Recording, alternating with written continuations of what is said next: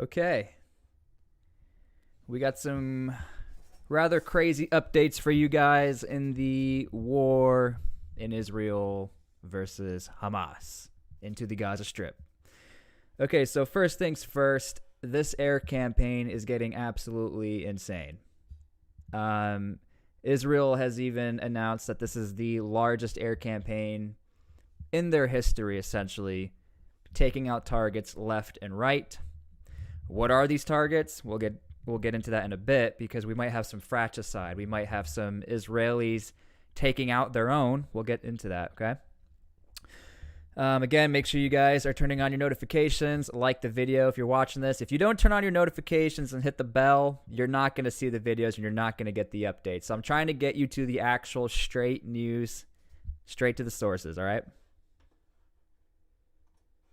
Here we go. Now, the thing about Israel is that they're really active on social media. This is on X, Twitter. This is from the Israeli Defense Forces themselves. 2 hours ago, on Saturday, Hamas brutally took out 700 Israelis. The Israeli Air Force is conducting one of the largest airstrikes ever against Hamas in Gaza to degrade and destroy their ability to take out the people of Israel. Okay, and when you look at the images, it's horrifying what they're doing. I mean, we're talking everything they got is going into Gaza. Now, I'll let you guys decide the efficacy of this, because people are saying, well, this is becoming a humanitarian issue. You're not allowing for people to leave Gaza. But to Israel, they're seeing it a little bit different. Hello, everybody. Thank you for being here. Again, please like the stream. Turn on your notifications. I love all you guys. And if you're watching the posted video, thank you for being here as well. Okay, so right here is the official number, straight from the IDF. Between Saturday and Monday morning, over 1,200 targets were hit by Israeli aircraft across the Gaza Strip. Now, the word targets here, I don't know exactly what they mean by that. This is what they sort of give us a little bit of an indicator here, including weapon storage and manufacturing sites, command and control centers, rocket launchers, and more. The issue is with these quote-unquote command centers, they're embedded sometimes in hospitals, sometimes in apartments. So, yeah, they're going in. Now, because of this, and like I had been saying since the beginning of this air campaign and what many others are saying, you might accidentally take out your own people, Israel.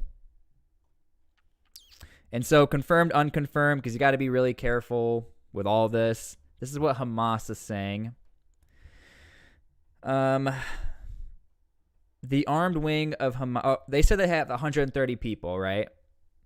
The armed wing of Hamas claimed on its Telegram channel that 4 of them were taken out by Israeli airstrikes. And if that's the case, again, Israel, this air campaign is not going to last forever. Eventually, you do have to put boots on the ground. And so, again, confirmed, unconfirmed, but it wouldn't be out of the question for sure, which is unfortunate. Again, if you guys are watching this live, make sure to like the stream. Thank you for being here. I see you, Bob. I see you, Enzo.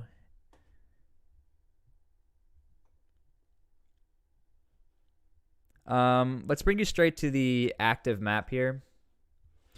So when I've been covering this, one thing that was interesting is that Israel was not actually able to regain control of the southern portions of Israel. It took them quite a while from Saturday to Monday. All these regions were all controlled by Hamas. But now Hamas has been pushed back into Gaza. You had Israeli special forces who were brought into the fight, Israeli professional forces, Apache helicopters, tanks. Everything was used to try regaining these territories. But here's the issue is that you have sites that, like major cities, like right here. This city right here, Ashkelon, you got about 100,000 residents in this city. So securing a city, yes. Are there still threats in these cities? Yes. But Israel is saying these sites are somewhat secure. Nonetheless, though, you do have random lone wolf attacks. Nonetheless, though, when you look into Gaza, all you have are these little markings of airstrikes left and right. And so the toll of casualties is very high. We're talking in the thousands plus, 1500s plus as far as Gaza. And Israel, there's no peace negotiations. There's no peace talks. There's no mobilization of troops on the borders other than securing these regions, more in a light infantry role. We don't really see too many mechanized roles here. I have no idea how Israel is going to be able to navigate through all the rubble inside of Gaza. But we can click on one of these icons here. Give us a bit of an update. 5 hours ago, planes took out an agricultural lands. A house belonging to the Al-Daya family was taken out. Left and right, you have these updates.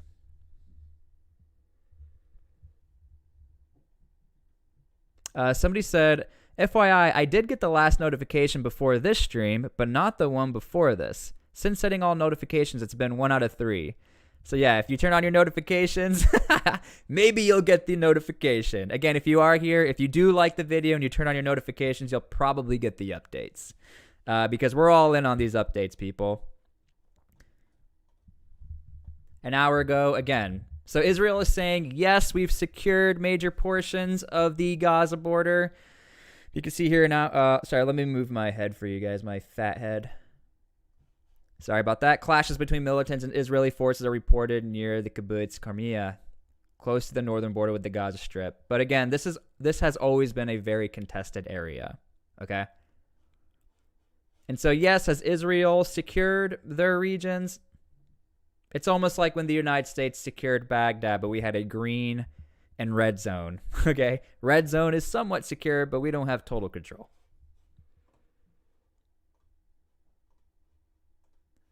For those of you who are not aware, hey, Ria, good to see you. Oh, yeah, and we will talk about the U.S. role here in a bit.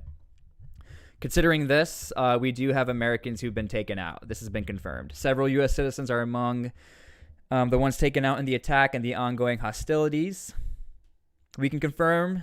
I can't say these certain words, so it's not me, like, with terrible grammar. It's just I have to be careful what I say because you know how it is on this application. The exact number of the people taken out, a number 4 injured Americans, were unavailable. We continue to monitor the situation closely and remain in touch with our Israeli partners. Okay, so as far as the United States, here's what's going on with them. There's a lot of, I don't want to say fake news out there, but United States getting involved with this Israeli war. Yes, we are getting involved, and no, we are not getting involved. First things first, the United States is a very strong partner with Israel. We all know that. How strong are we?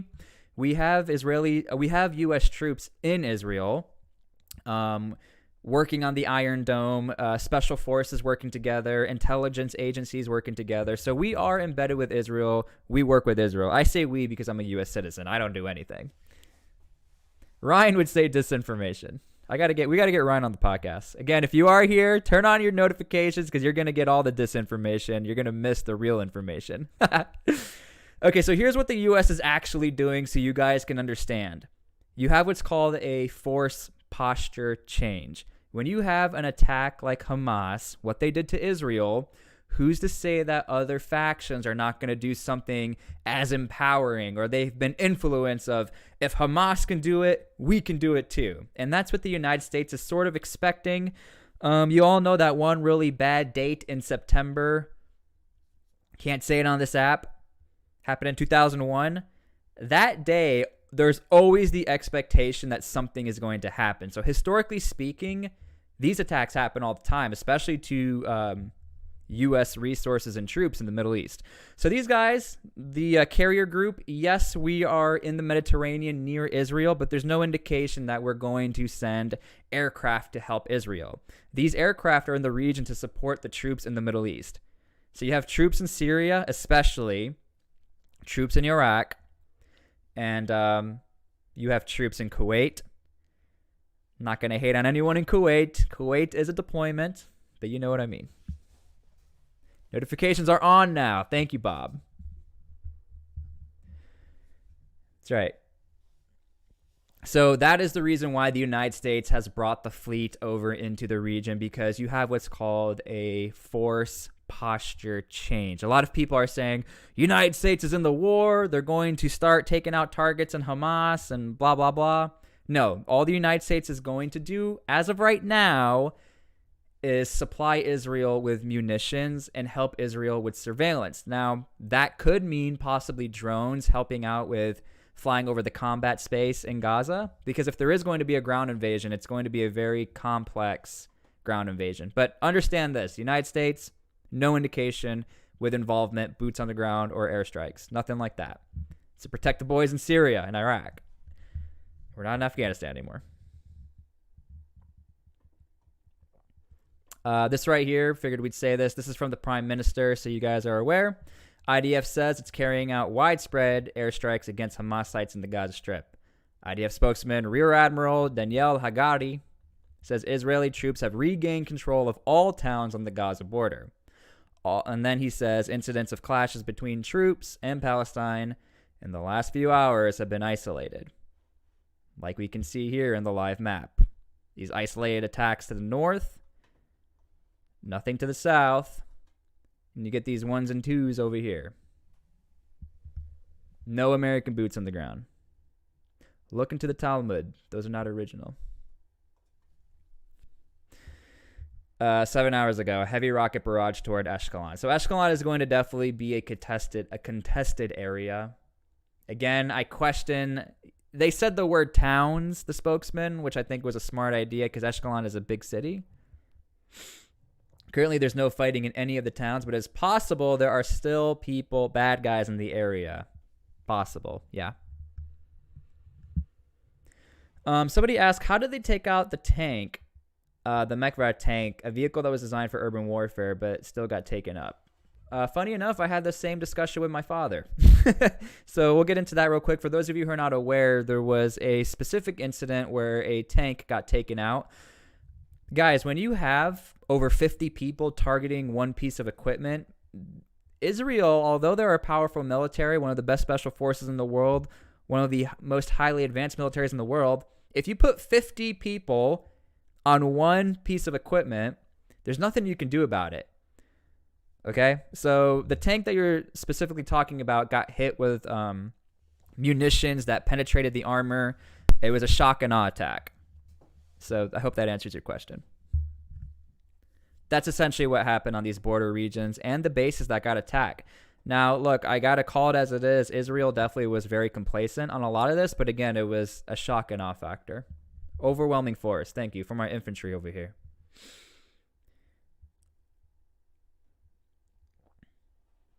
Yeah, tanks are never... tanks need some sort of cover. I mean, tanks don't go into lone wolf operations.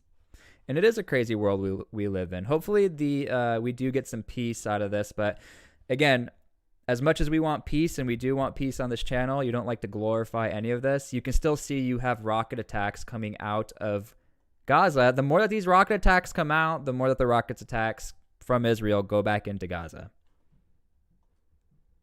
This one happened an hour ago.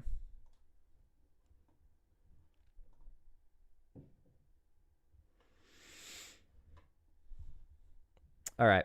So, yeah, that's essentially what's going on. Volley fire will take out whatever. Also true. I mean, these are like Roman times tactics. But yeah, maybe we'll do another live stream to keep you guys updated. There's nothing else other than the fact of this air campaign has been rather devastating. If it is true that Israelis have been taken out by their own air campaign, this is really bad. This is an indicator that you do need to get in there quickly. Sirens sounding in southern Israel. There you go. All right.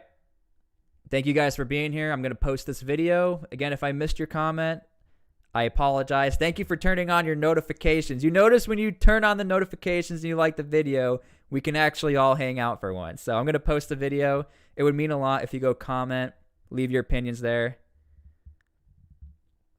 Someone said, I'm still not getting notifications for when you go live. I apologize, man. All right. Love all you guys. Thank you for being here. And go comment on the posted video so I can see what you guys have to say about all this. I'll keep you guys updated. I mean, we're all in on this, so hopefully this all ends. We'll see you guys later. Thank you.